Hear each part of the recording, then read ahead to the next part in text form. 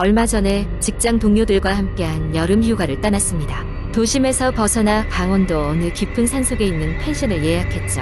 옛날부터 유명한 피서지로 알려져 있었지만 너무 깊은 산속이라 대중교통으로는 접근하기 힘들었습니다. 우리 일행은 각기 다른 차를 몰고 긴 여행길을 떠났습니다.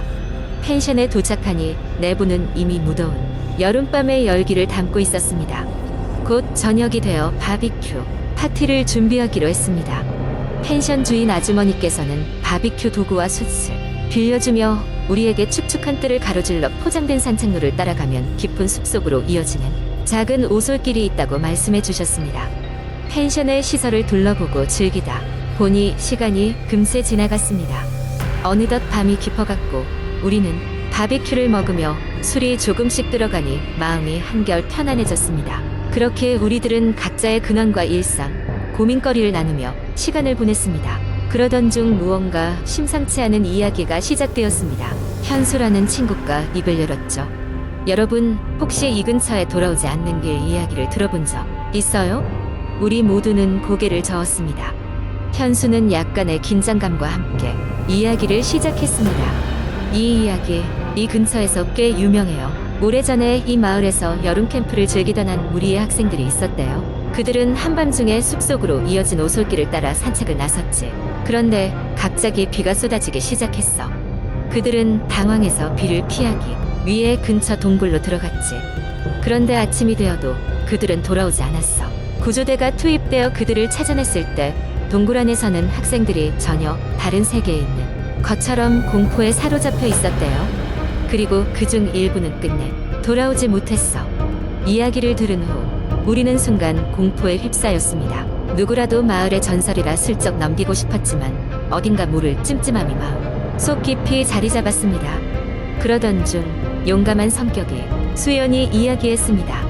우리 지금 그 오솔길로 한번 걸어볼까? 어차피 다들 술 한잔 하고 긴장이 풀렸으니 밤 산책이나 하면서 이야기 거리를 찾아보자고.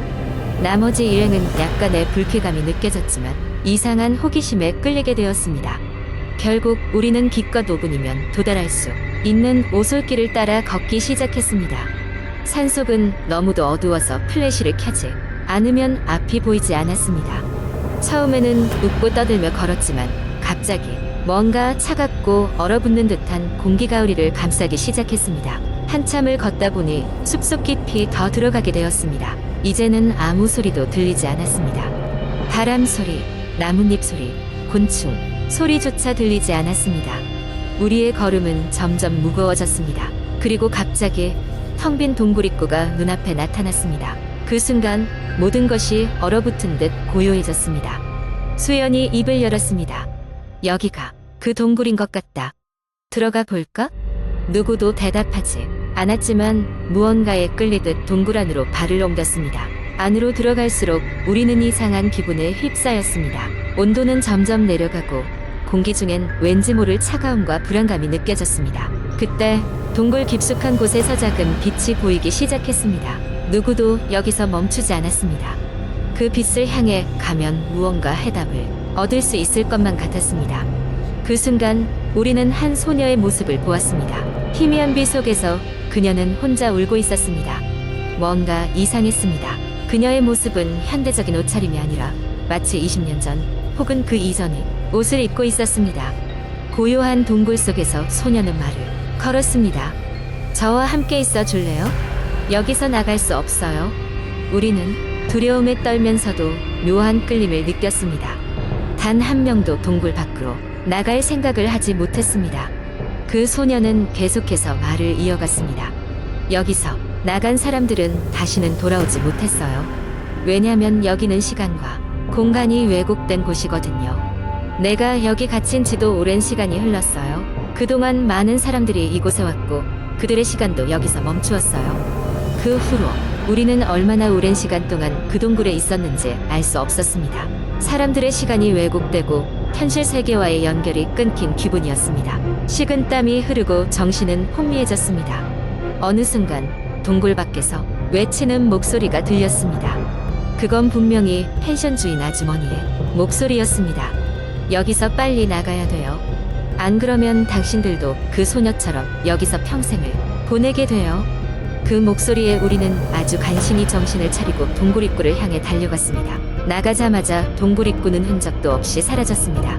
오르지 못할 오솔길도 말끔히 사라졌습니다. 우리는 모두 공포와 혼란에 휩싸였고 무언가 불길한 기운을 느꼈습니다. 그날 밤 우리는 다시 펜션으로 돌아왔고 누구도 그 밤의 일을 입 밖에 꺼내지 않았습니다. 모든 것이 꿈인 듯 현실인 듯 혼란스러웠습니다. 몇 년이 지난 지금도 우리는 그날의 일을 결코 잊지 못합니다. 그리고 그 소녀의 얼굴도 말이죠. 그 후로 우리는 소름 돋는 바람과 나무들의 속삭임을 들을 때마다 그 오솔길과 동굴을 떠올리곤 합니다. 과연 현실이었을까요? 아니면 그 순간에 우리 모두 함께 꾼 악몽이었을까요? 지금도 그 질문은 풀리지 않은 채로 남아있습니다. 하지만 분명한 건 다시는 그곳을 향해 갈 용기가 없다는 것입니다. 그 깊은 산속의 펜션 주변에서는 아직도 그 오솔길과 동굴 이야기 가전설처럼 전해지고 있습니다. 결국 그 소녀는 어디에 있을까요? 그리고 그곳에서 나갈 수 있는 방법은 정말 없는 걸까요? 일행 중 일부는 그 사건 이후로도 비슷한 꿈을 꾸곤 했습니다. 하지만 지금까지도 그 꿈이 현실인지 아니면 단순히 우리의 상상인지 알 수 없습니다. 다시는 그 깊은 산속을 찾아갈 생각은 하지 않을 것입니다. 현실은 때때로 우리가 생각하는 것보다 더 공포스럽고 이해할 수 없는 상황이 우리를 기다리고 있으니까요. 인간의 이성으로는 설명할 수 없는 그런 상황을 마주할 때마다 마음속 깊은 두려움은 더욱 확실하게 다가옵니다. 밤이 깊어갑니다. 혹시라도 당신이 이 이야기를 기억하고 펜션 근처를 지나게 된다면 그 오솔길과 동굴을 기억하십시오.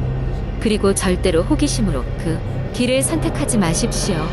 때로는 모르는 것이 더 안전할 때가 있으니까요. 두 번째 이야기. 나는 어릴 적부터 예민한 성격이었다. 밤마다 꿈속에서 이상한 그림자들을 보았고 방 한구석에서 갑자기 싸늘해지는 기운을 느끼곤 했다.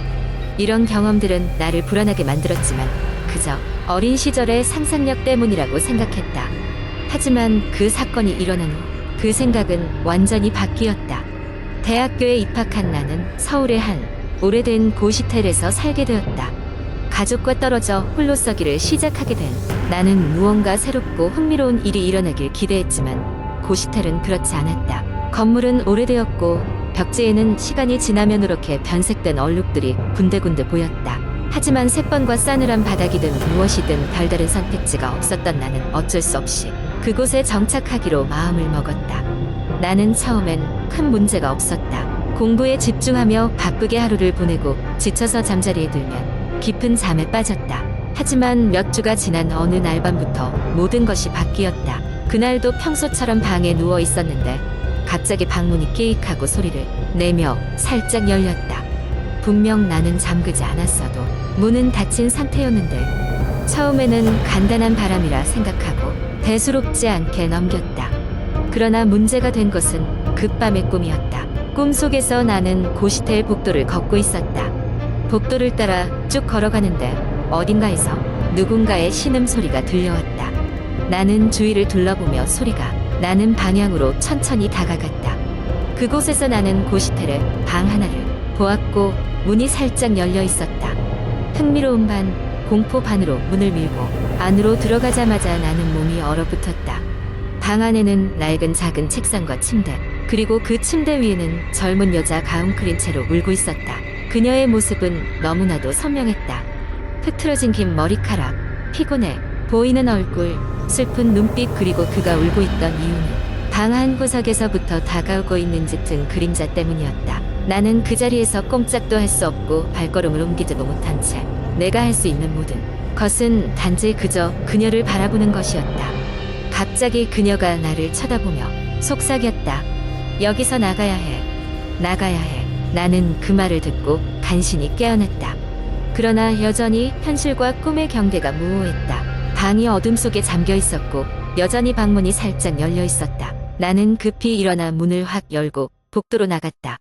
복도는 아무런 소리도 없이 고요했다. 하지만 이상한 점은 그 다음부터였다. 그날 이후 나는 그 꿈을 자주 꾸기 시작했다. 두 번째 꿈에서는 복도를 걸어가며 재빨리 여자의 방으로 달려갔다. 그녀는 여전히 울고 있었고 이번에는 더욱 더 절망적인 목소리로 도와줘. 도와줘. 라고 중얼거렸다. 나는 닦아가 그녀를 위로해 주려는 순간 다시 한번 깨어나 버렸다. 이런 일들이 계속 반복되자 나는 점점 지쳐갔다. 하룻밤도 편히 자지 못하는 나날이 이어지며 나는 현실에서도 점점 그 그림자가 보이는 것만 같았다. 어느 밤에는 그 그림자가 방 안으로 들어오는 것을 느꼈고 나는 숨이 막히며 다시 깨어났다.